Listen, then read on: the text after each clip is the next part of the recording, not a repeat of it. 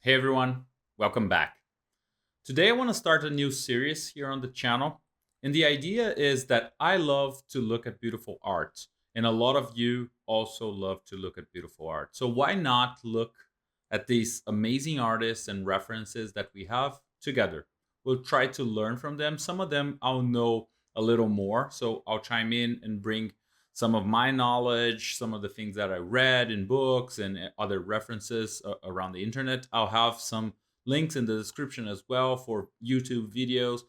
For example, today we're going to talk about Sargent. I'll get to that, but there are loads of information on Sargent, and you have we'll have all the links here in the description. But I also invite you all to have a conversation in the comments. Bring in your knowledge. Also suggest other artists that you want to see here. Uh, some of them are going to be masters from the past. Some of them are going to be more contemporary artists working in the entertainment industry. So, as I said, today we're going to talk about John Singer Sargent. Sargent is an artist, an academic artist. He is very well known, especially in the entertainment arts community.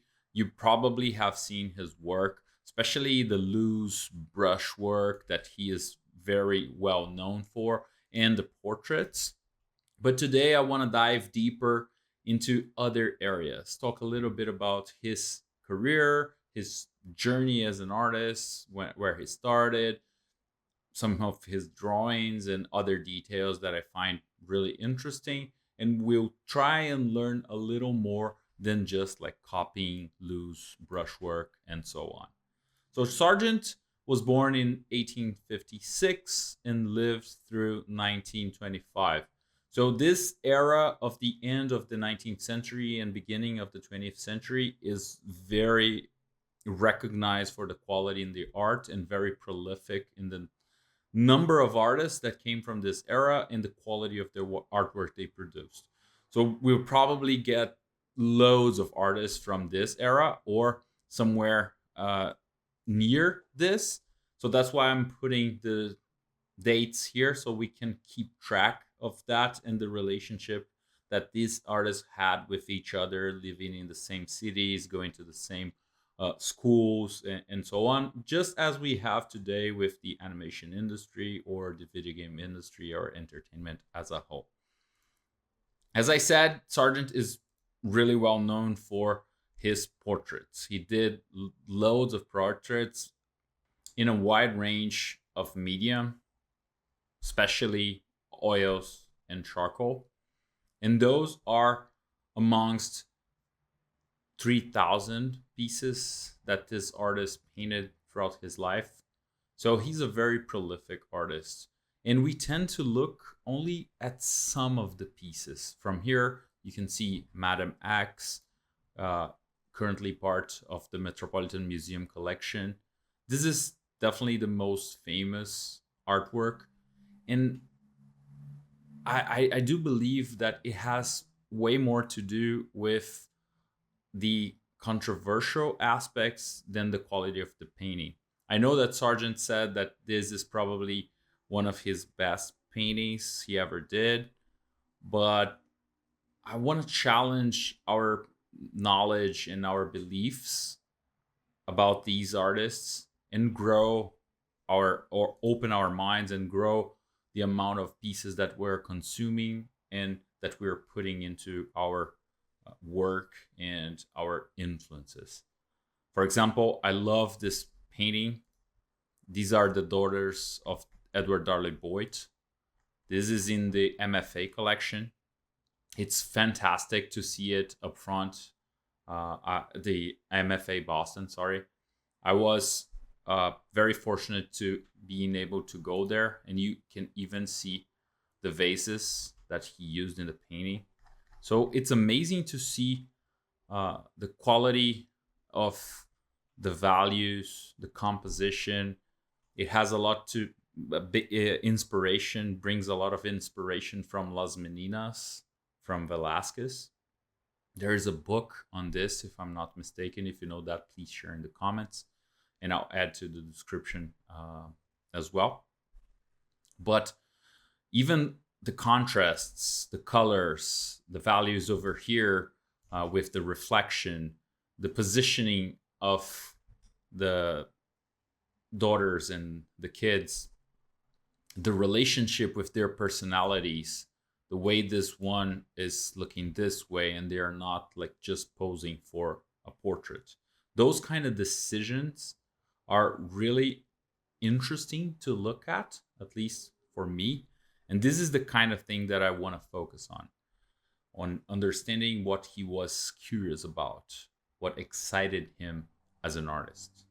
Of course, the looseness that we have grown to admire so much on Sargent is part of that. Like the abstraction, you can look some of the details here, and if you look up close, you definitely won't see what it is, but some abstract shapes.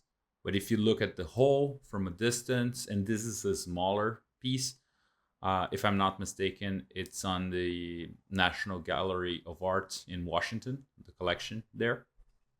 And it's super beautiful to look at. I was also fortunate to be able to go there and look at it.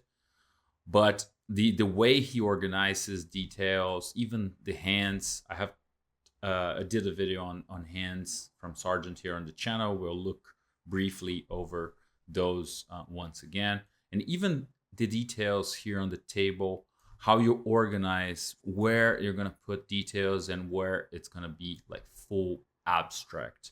This is a dancing act and it's executed perfectly. I think this is from 1907. So Sargent was 51 by that time. So very mature artist, having gone through a lot of things. And his process is also very interesting. He was very meticulous. It looks like loose and fast and everything, but he was really very meticulous and even performatic to some extent. There is one character about him painting by Mr. Max Beerbohm. I love the strength in the movement and the music, live performance elements and everything. But I love the photographs as well. You can see the concentration and the time it must have taken for him to do this. And even like the side size aspects. There are loads of videos on his side size technique here on YouTube. Definitely look at those. But we can learn a little more about his process. And there are lots of books on this and talking about his artworks very specifically. You have his whole like Catalogue Raisonné with everything. It's 9 volumes with all his work, from the portraits selection and the other paintings that he did. Now, these are like the 6 volumes that I would highly recommend, especially if you're not only looking for portraits. This book is really good by Carter Ratliff, and it's even recommended in this interview with Craig Mullins. I think it's around 1 hour and 1 hour and 7 minutes that he starts talking about learning art history and going a little bit deeper in understanding artists. And he talks specifically about this book and asks, have you read it or just looked at the beautiful pictures? Because reading will tell way more about who the artist was and why he made some of the choices, why he was aiming for the looseness, the quality in the artwork, the final composition, the balancing act, what he was looking at plein air, light, and the use of personality in the hands. And he was talking through letters with friends, and we can, through those, have a little bit of a glimpse on who he was. And a lot of that is shared from the curators and the great people that study Sargent through these books. These are these one and these are catalog booklets, catalogs from exhibitions that we're done on Sargent, we're gonna take a brief look on this one. And this is a new one coming out this year about his charcoal portraits that I'll get back to in the end of the video as well. And I love this quote that I think encompasses what his process of painting a portrait was. Every time I paint a portrait, I lose a friend. So it's great to see that even though we tend to fantasize the act of painting a model, like being the model is super hard, especially when you have someone that is very meticulous about what you're gonna wear, how you're gonna sit, how you're gonna pose, even like your hands, and all of those details to convey your personality and how long it will take to get there to the final product. So this is really interesting and opens a little window to his process. His hands are beautiful. You can see some of the early ones from 1877. He was only 21 years old in this, but you can see the later ones. This is 1911. I said 1907, but it's actually 1911. So you can see the confidence and the looseness in these ones compared to the early ones, that even some anatomy here looks strange. This is from the first portrait he ever entered to the salon, and we'll get to that in a second. But even the fashion work and the wardrobe that was going to be used in the portraits was very carefully chosen by Sargent. And this is talked about in this book over here in the exhibition that happened. I love that even if we can't go to the exhibitions that are like very specific to one or two museums, and in my case I'm from Brazil, so very far away from where I live, I can have access to the minds of the curators that studied for like 2-3 years to put together all this amazing content to be able to do this. So I do buy catalogs all the time to on one side to foster more exhibitions like this, as well as to gain some of these knowledge through time. And this very meticulous process is shown through the artwork that he presented over the years. Once again, these are the artworks that he presented in the Salon de Beaux-Arts in Paris. And you can see it starts getting interesting because you can see a lot of the portraits and the Carolus Duran, that was his teacher. You can see some of the commissioned work and so on. But you can also see a little bit of experimentation, going outside, painting some of the studies done here en plein air, and then going back to the studio and putting this together. This is from 78, like he was 22. And I look at this and I kind of reflect what I'm doing with my life to some extent. But yeah, I'll get to his talent and everything in another video. I have some things prepared for that, but it's amazing to see what he has done even very early on. These is very, very interesting. This painting is part, both are part of the collection of the Clark Museum. I want to do a video on the Clark Museum because it's a museum I had never heard of, and it was amazing to get to know it and being able to go there and look at those up close was a very, very strong experience. I definitely loved it. This one is very beautiful as well in the Isabella Stewart Gardner Museum in Boston, and we already saw this before. But if we look at the Salon once again, the most famous painting from the Salon era is Madame X, because there was a lot of controversy around it, and you have a lot of videos talking about this controversy everywhere. Please take some time to look at those. I'll share some of the ones that I know in the description, and feel free to share in the comments as well. But I do love these two. They tell me a little more of his curiosity about Spanish, like flamenco, at least I think that's it. Flamenco dancers and all the small studies. I really want to do videos in the future about specific studies done for this and the amount that were done. Uh, Even the whole painting of the figure done separately and studied different forms, gestures, the gesture of the hands, everything meticulously chosen to be here and create this masterpiece that is like a very big painting. And also here from a travel to North Africa. I don't remember if it's Morocco, but definitely a look into that world that has a little more of the Orientalism aspect and the curiosity of the Orient and Eastern cultures. And definitely those are way more interesting to me, particularly than Madame X. These one is beautiful. It was a crazy experience to look at it up close. And one quote that I decided to add here that I think it's very interesting, and we'll come back to that in the end, is that he said that I don't dig beneath the surface for things that don't appear before my own eyes, which is true to a lot of things that we look at. But I think there is more of that, the admiration and the curiosity and everything that is shown here.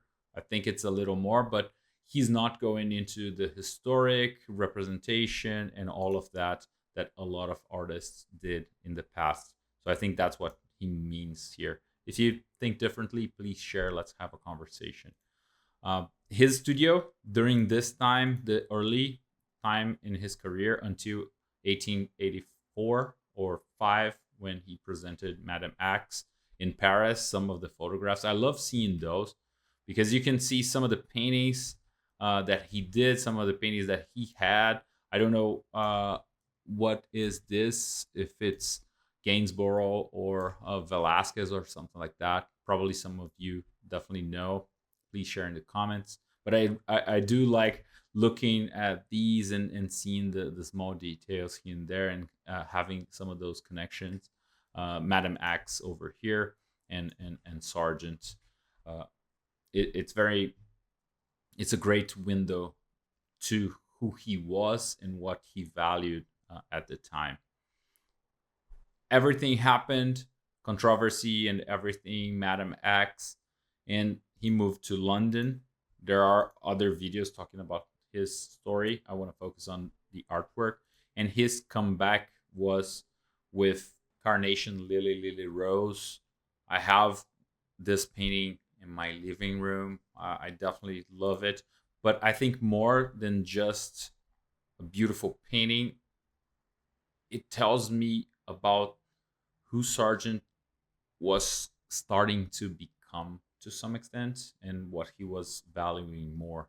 If you look at the process, he stayed 2 summers painting this. I think this is worth another video as well, but I just want to go briefly through it. He stayed 2 summers painting during a brief window of 5 to 10 minutes light for that specific sunset moment and very specific light. But throughout the rest of the day, when he was not painting specifically this, he was doing studies, plein air studies, studying light, such as these ones, those studies that came before this, but also others that really captured the light and the moment. Painting outside with Monet here, doing a lot of drawings and plein air study. So this starts to make more sense of what he valued and what he was looking at, and not just what he was paid for. Portrait work was definitely what paid the most during this era, and he was making around $5,000 for a painting, which is equivalent from different sources I've seen around 100 to 120K nowadays for each full portrait. So that made him a lot of money, but he wanted to change subjects and explore different things. You can see a lot of the small compositions, detail compositions that he did throughout his career.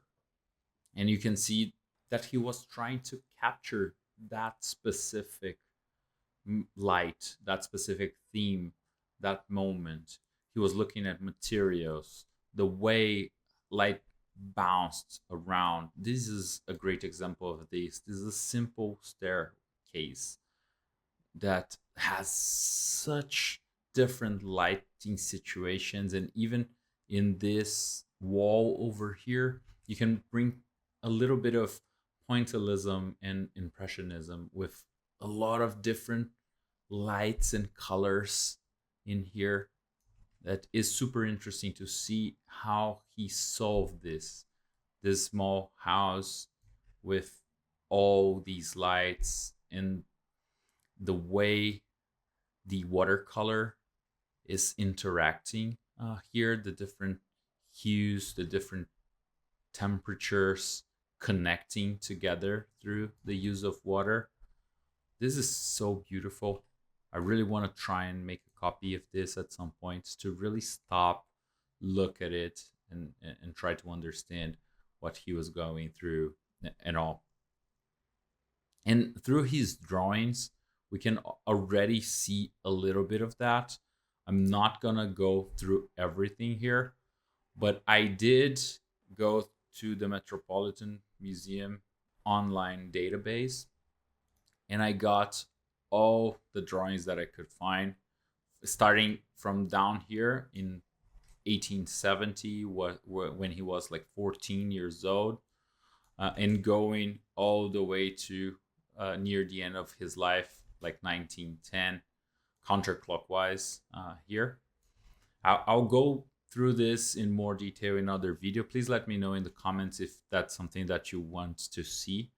But you can already see here, diving a little closer, that he was drawing a lot of different subject matter.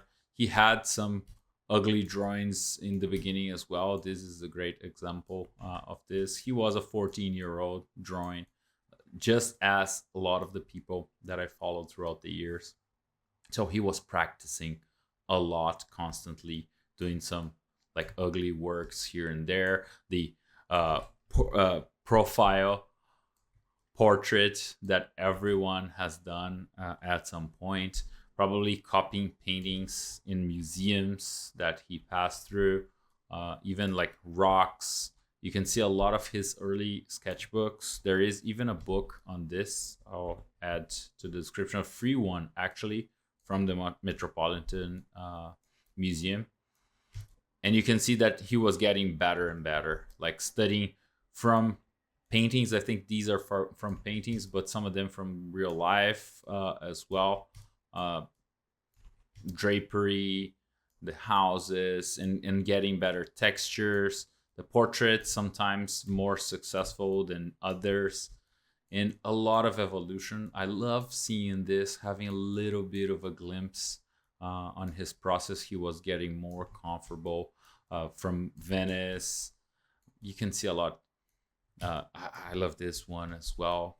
The peacocks and different experimentations of shapes, silhouettes. You can definitely learn a lot from him. These are great. You are, at this point, if you follow the channel long enough, you know I love animal drawing. So these are beautiful.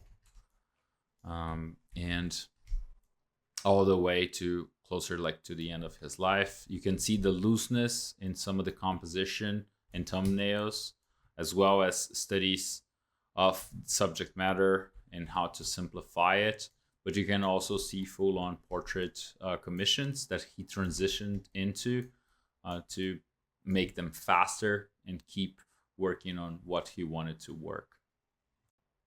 And this brings us back to another set of quotes. This is the most famous quote by Sargent, for sure. You can't do sketches enough. Sketch everything, and I think the most important part is keep your curiosity fresh. This is great. Also, cultivate your ever continuous power of observation wherever you are. Be always ready to make slight notes of postures, groups, and incidents. This is the curiosity that he's talking about that we need to foster. And I talk a lot about this here on the channel. This is why I'm making this series. My biggest interest in art as a, a person, and of course as a recruiter as well, I turned these into my profession. And if you've seen my video on why I quit my career, I'm more interested in what artists are interested in and how they see the world than actually making that my art myself. I love experimenting, but I'm way more interested in absorbing how other artists see the world. And this is how I try to do it. But also with the lots of sketches, basically here, from what I could understand, he's talking about the amount of work. His hand is the hand of labor that did a lot of work.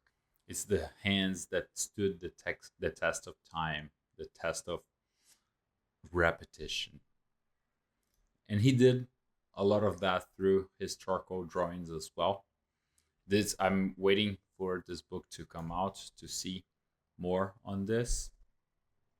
And he did a lot of commission work because he changed from the full portraits and did those that are cheaper.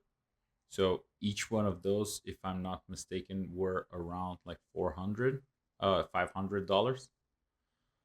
And but he was able to do them really fast and get rid to some extent of the clients and keep on doing other work.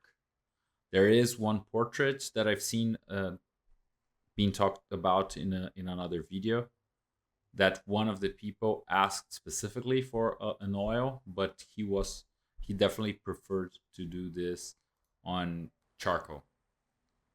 There are some quotes on this.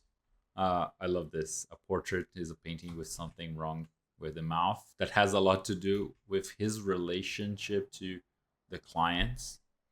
And also, painting a portrait would be quite amusing if one were not forced to talk while working. What a nuisance having to entertain the seater and to look happy when one feels rushed. This is awesome. This tells a lot about what he felt while doing portraits.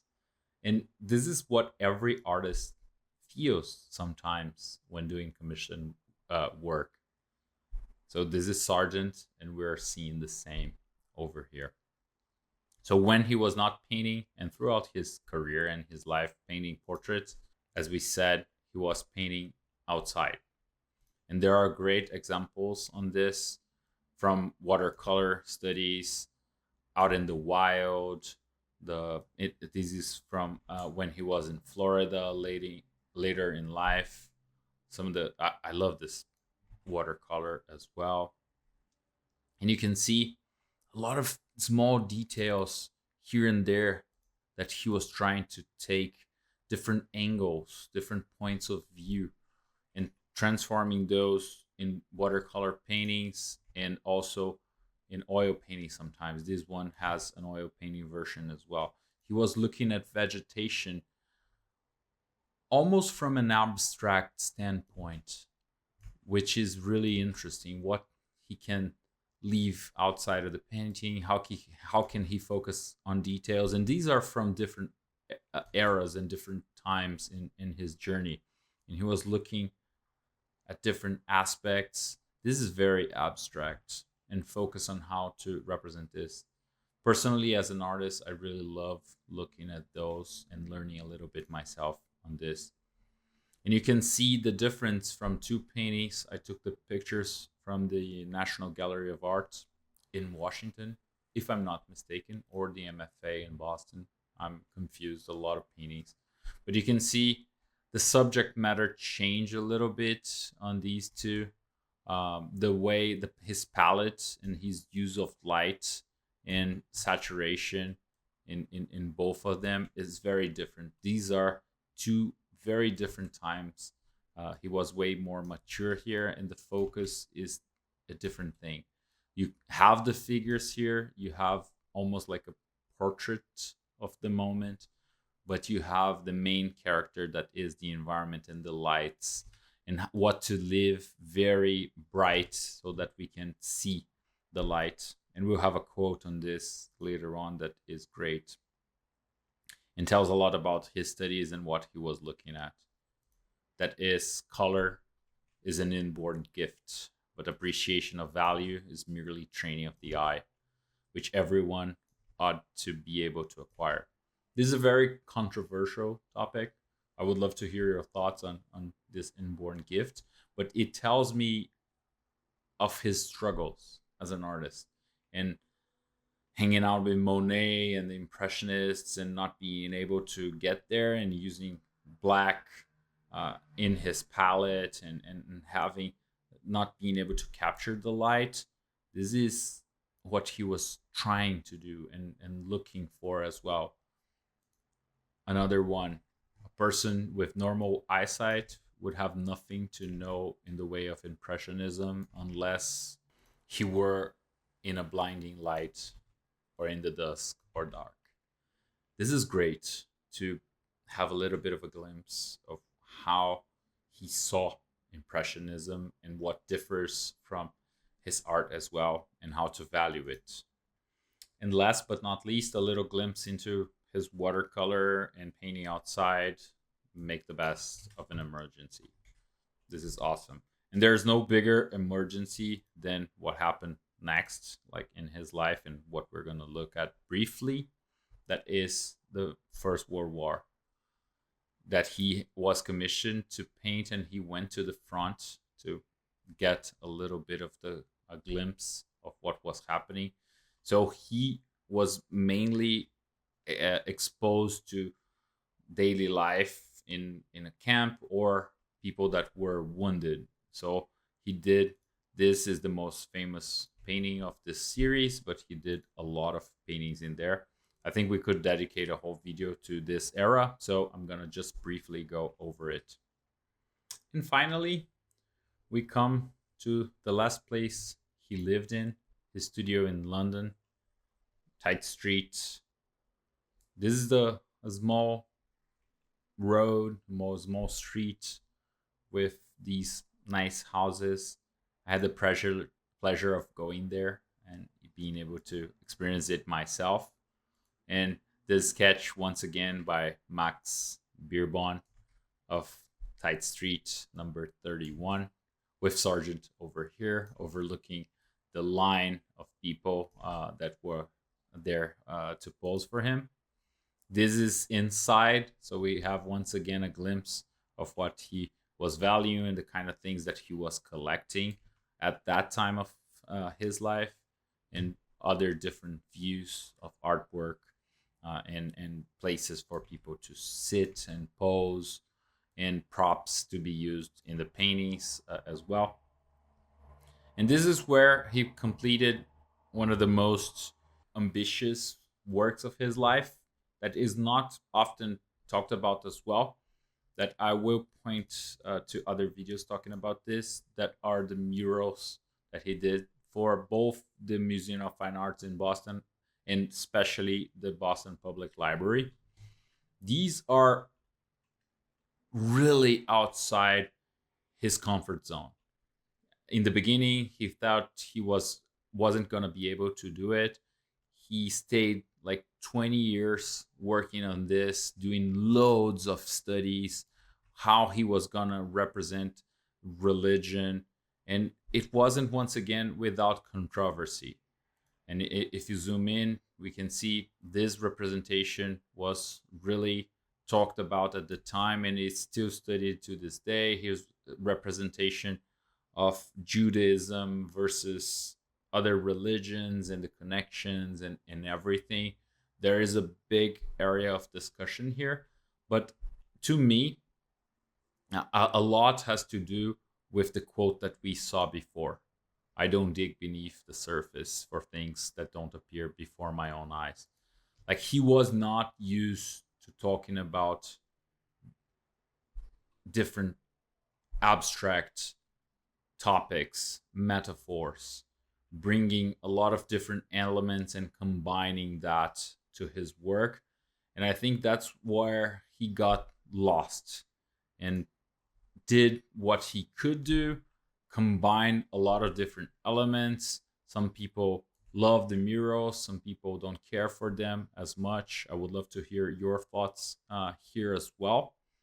For me personally, they were a challenge that he took to himself. It was good money as well, from what I heard from another video. I'll have the link in the description. But he wanted to prove to himself he was able to do this, and he really got lost throughout the work and how to do this in a level of quality that would match what he has done with the rest of his career. But I wouldn't put it as the biggest representation of his work, what of what he believed in, of his like curiosity, and of what we have to learn from him as well. And on the topic of learning, I did some copies and observations of his work myself.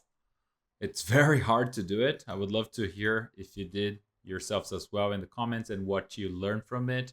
But it was great to take some time and look at all the brush strokes and how to control the merges and everything. And I don't think I did a very good job here in the water. But overall, I'm really satisfied with the painting and the process that it took. And also, this one represents a little study that I did, trying to bring some of what he did in the alligators drawing as well. That is one of my favorite works by him by far. And I would love to hear from you. What's your favorite work from him? What's your favorite moment in his life? What have you learned from him? And let's turn this into a conversation. If you got to this point, thank you.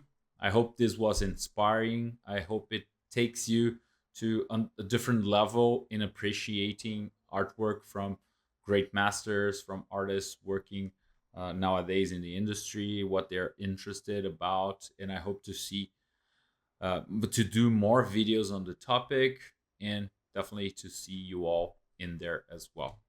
I hope you have a great day, and see you soon. Bye.